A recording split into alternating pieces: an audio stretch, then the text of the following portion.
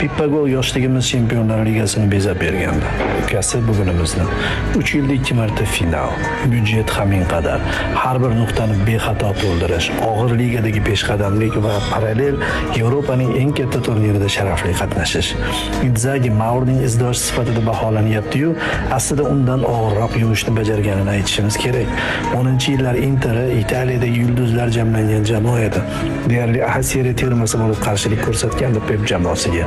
Bunistagi voqea o'zgacha. Ko'rdik, iqrori bo'ldik. Hech kim to'xtata olmagan Barsani saratondan qutulgan 37 yoshli himoyachisi bilan, unutilayozgan Devray bilan 65 millionga ketgan Onani o'rniga olib kelingan 6 millionlik posboni bilan yengdi. Yenganda ham 6 bo'lim arg'imchoq uchgan o'yinlarda yengib oldi. Kambeklariga kambeklar bilan javob berib yengib oldi. Bu bugun finaldagi raqibini kutmoqda. 2 yil oldingidek unga qarshi yengish imkonsiz City chiqmaydi. Hozir milanliklar favorit sifatida ko'rilyapti. Shunaqa futbolchilarni emas, jangchilarni tarbiyalay olgan Simone kechagi bahsdan keyin shubhasiz topga aylandi barchaning ro'yxatida. Videoga qarang, u dirijorlik qilyapti. Orkestr esa uning boshqaruvida qo'rqinchli kuyni chalmoqda.